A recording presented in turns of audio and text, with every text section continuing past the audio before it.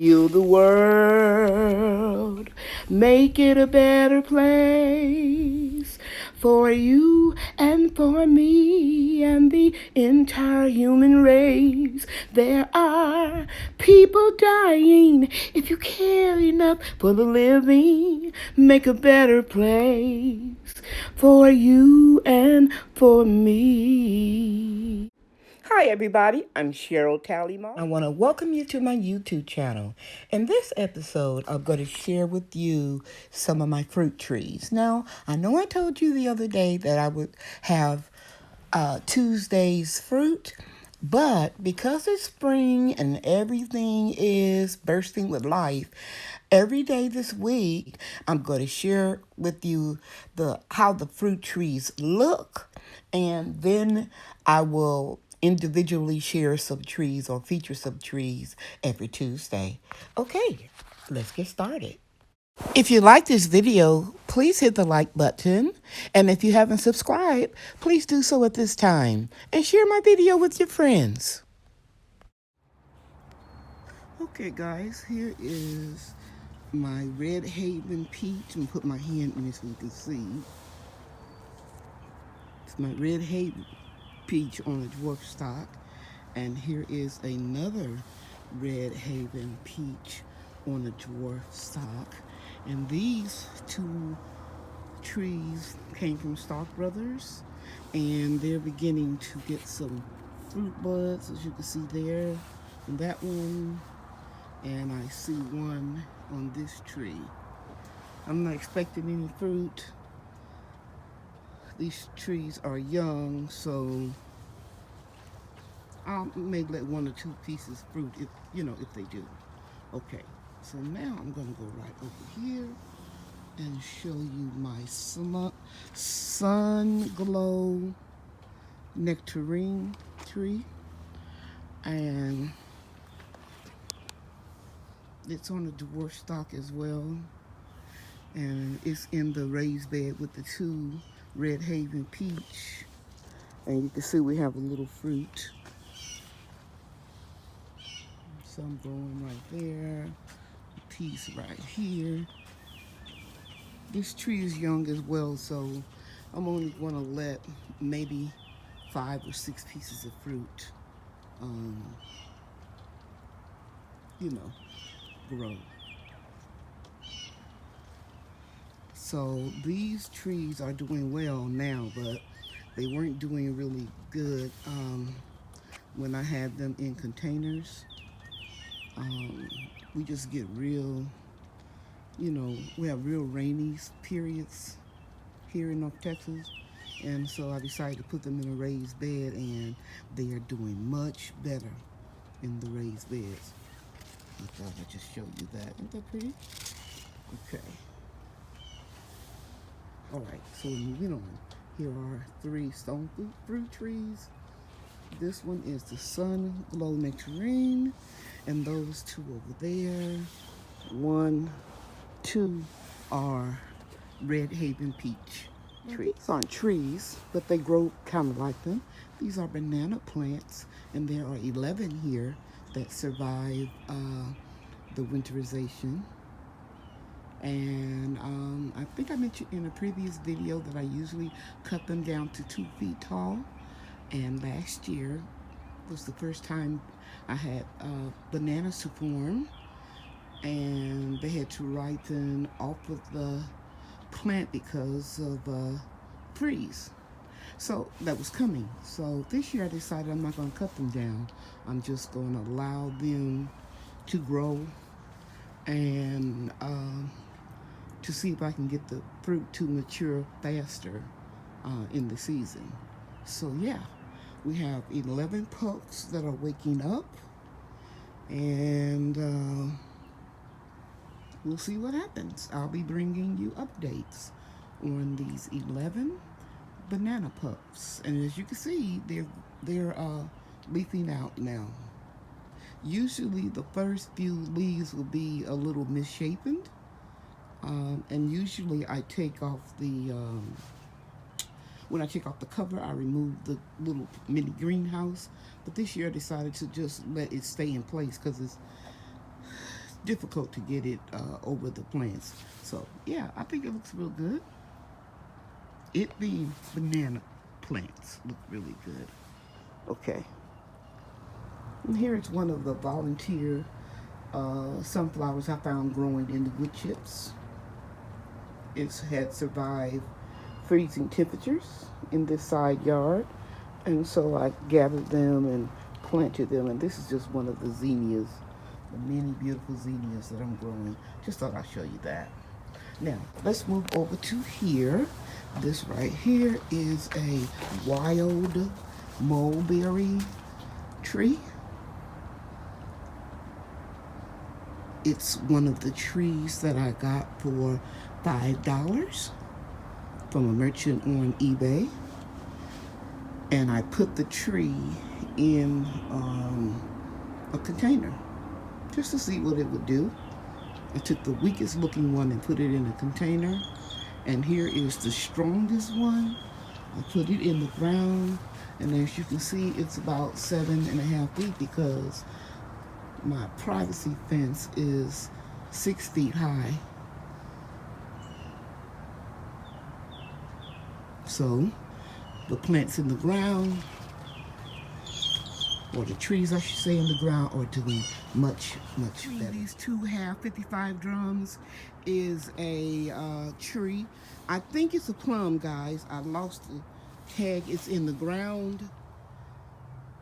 I'm not really sure. I'll check the notes, but I'm almost certain it's a plum tree. Okay, it's kind of small, but still need to tell you about it. Here are my 3 pawpaw trees. This is the, let's see, 2nd year. They were like little sticks when I got them.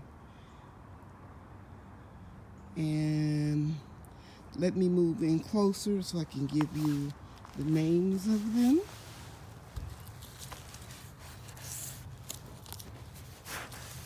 Let's see.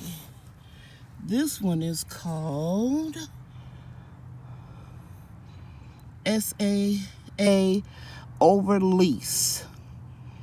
And it is on a regular root stock. Real little, but we'll have some fruit in a few years. This one is called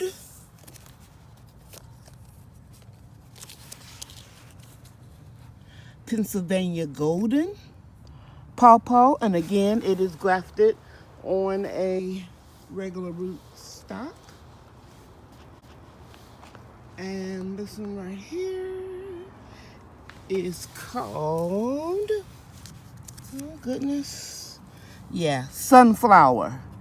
And again, all 3 of these pawpaw trees are grafted on regular root stock.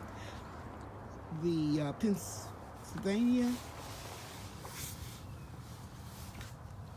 is the smallest one, I think. Yeah. And the other 2 are a little bit larger. The sunflower is the biggest one. Okay. Now, let's move on over to here. We have 2 Mexican key limes in full bloom. These are dwarf trees that I've been growing for about 3 years. Now, I don't know if you all remember this one I showed you about a week or so ago. Maybe a little longer after I moved them out of the greenhouse. It was yellow, didn't have hardly any leaves, it wasn't blooming, and bam, now, I'm gonna go closer. No, it was already focused. There are blooms all over this tree that wasn't doing well in the greenhouse. The second tree, this one right here, you can see that something is eating its leaves. After it stops raining, I'll spray it again with neem oil at night because I don't want to kill any bees. We need them to pollinate everything.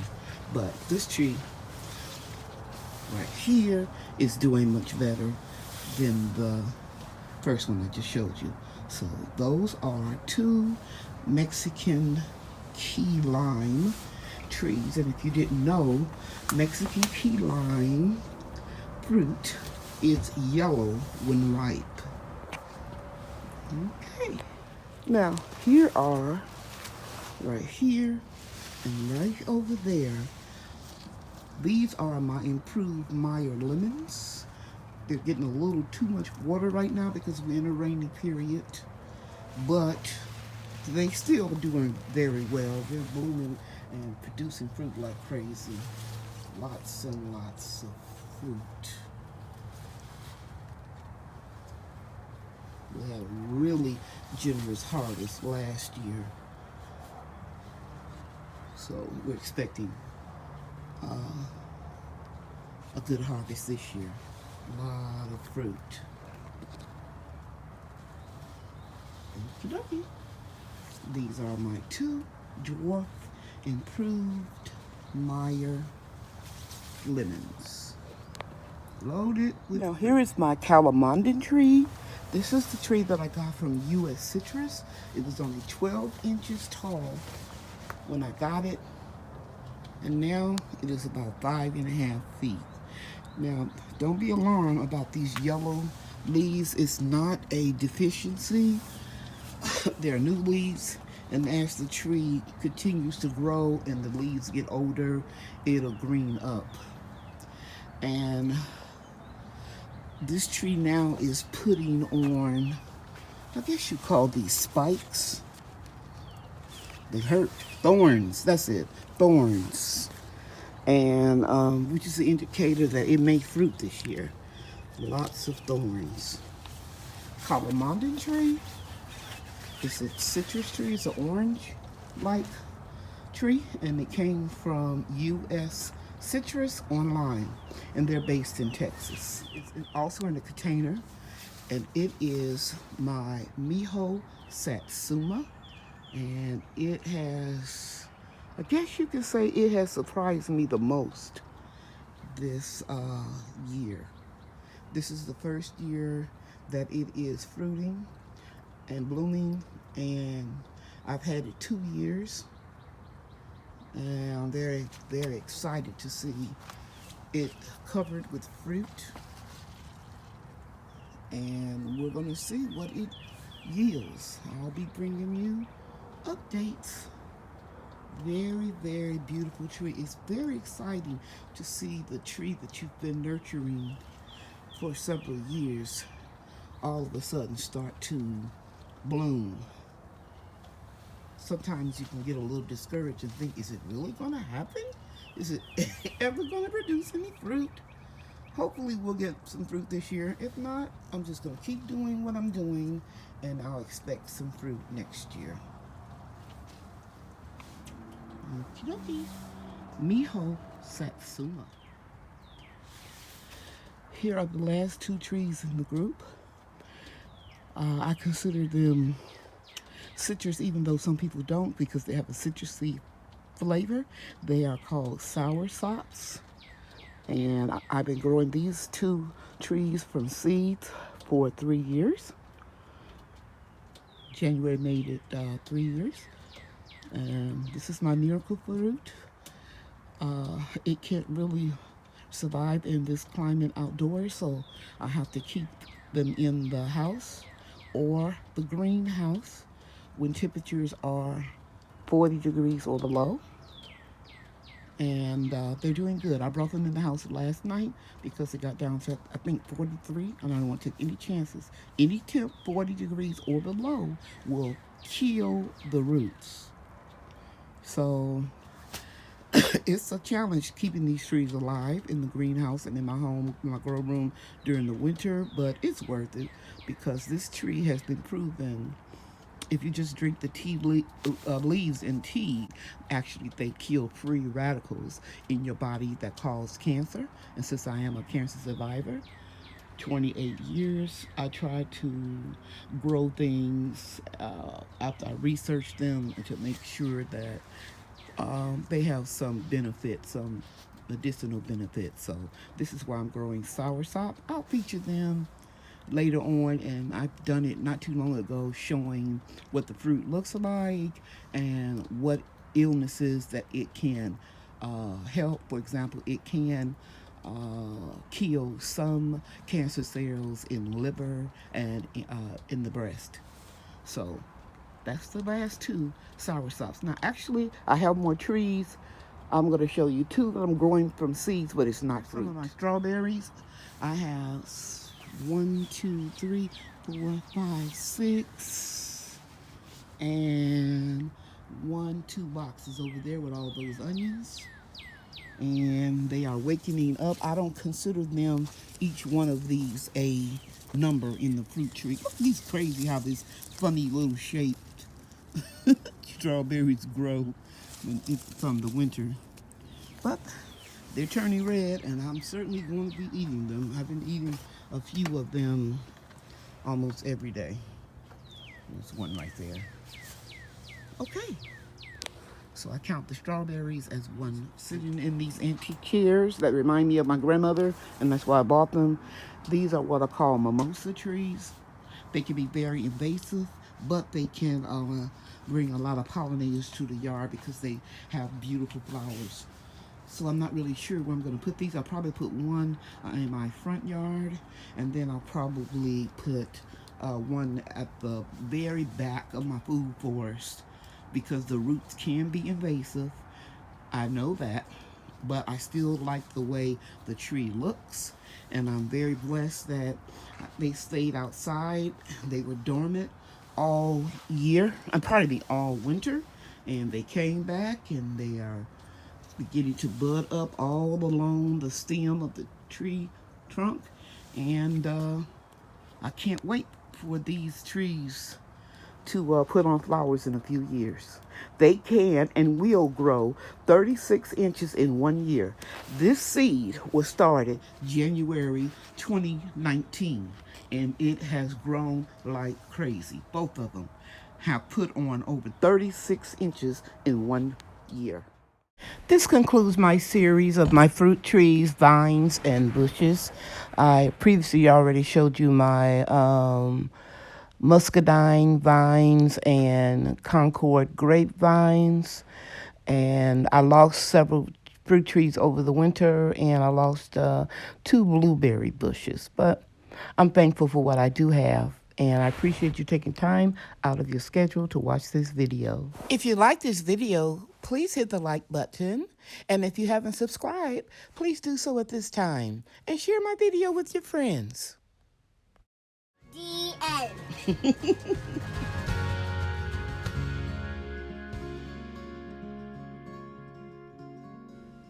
Thank you for watching. Bye now.